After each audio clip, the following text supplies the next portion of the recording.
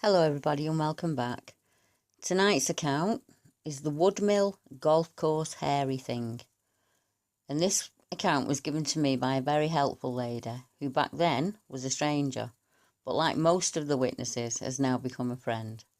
And this experience was something that happened to her partner and her son one night whilst they were out working in the Woodmill area of Southampton.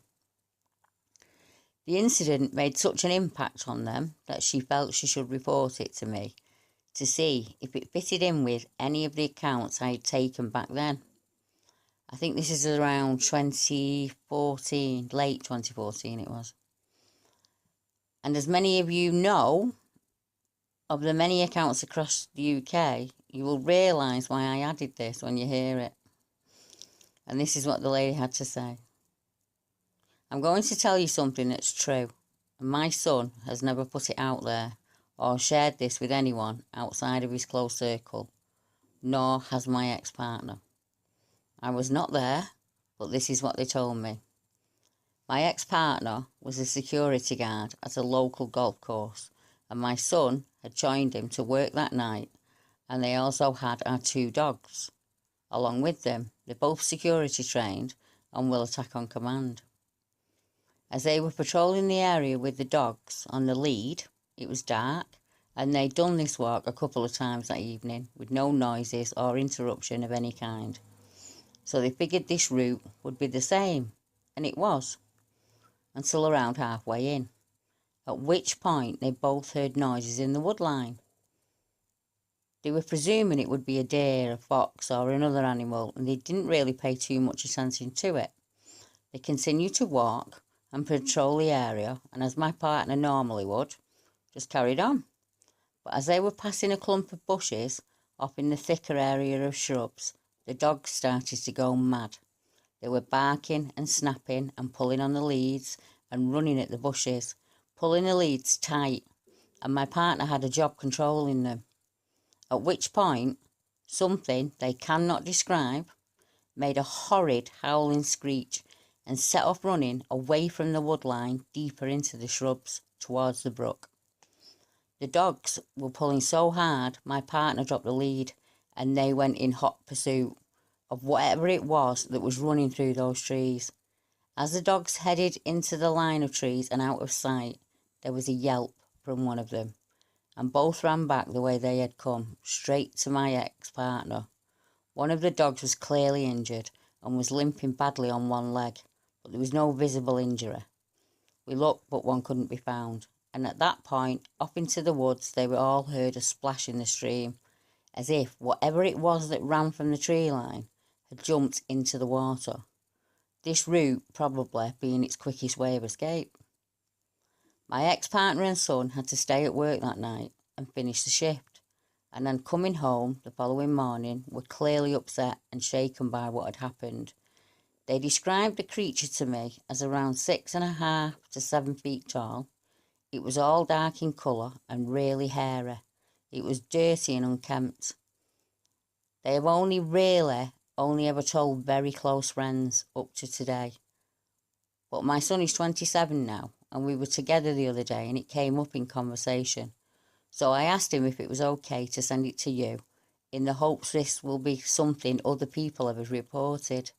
They didn't see it clearly, so they can only describe a humanish shape that was taller than a man.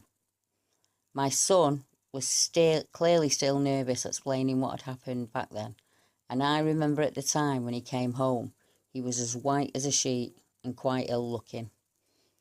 It was at least a week before the dogs would return to the area, and they were all shaken up quite badly, and my son has never returned there. Now, I had a look at the area on the map, and obviously it's situated next to Taverners Brook, and that leads to, along with lots of other little rivers and tributaries, to the Solent estuary. So this is an area, another one, where we find a sighting in a wooded area between coast and fields, surrounded by nature reserves and areas of natural beauty to all sides. There is ample habitat for any shrieking creature to hide away unseen. This account does have everything we usually associate with a cryptid encounter here in the UK. There are many small streams and brooks with good cover here. Golf courses abound, and even the obligatory train line. There's lots of little green corridors that lead out into the country parks, and it does fit in with a line of sightings, and I've added a photograph of the map in the video. So as you'll see, it has all the hallmarks of a normal UK cryptid account. Howls and shrieks, a human-like figure that runs off, upsets dogs. Unfortunately, with this time was chased by the dogs, but didn't approach the humans in any way, and was clearly much more scared than they were. And it also took a clear line of avoidance, didn't it? It ran off through the stream and off, and when I had a look on the map, that leads basically onto the South Downs where these animals run to. It's gone across the brook, and I would imagine use Taverners Brook to get down to the river, and then down into the Solent, I would imagine, and you can go anywhere from there. There's miles and miles and miles and miles. As we know, it's a beautiful area of the country. And around the Southampton area, obviously, there are lots and lots of houses and people, but it is surrounded quite easily.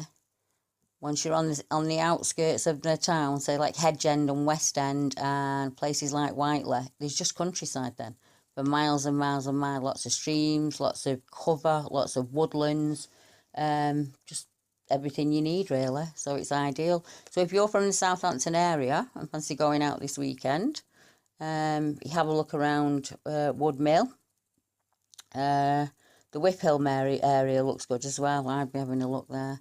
And there's a place just on the other side of the Solent, between Ashurst and Marchwood, that I think's worth having a look. It's just off the New Forest, and we've got quite a couple of accounts from the New Forest, and I think that would be, because it's so close to the Solent, another area to be looking at. So have fun this week, and if you can fit an hour in, maybe, to go in and have a look, whatever area you're in the UK, let me know how you get on and if you find anything. And until next time, thank you very much for tuning in. Goodbye.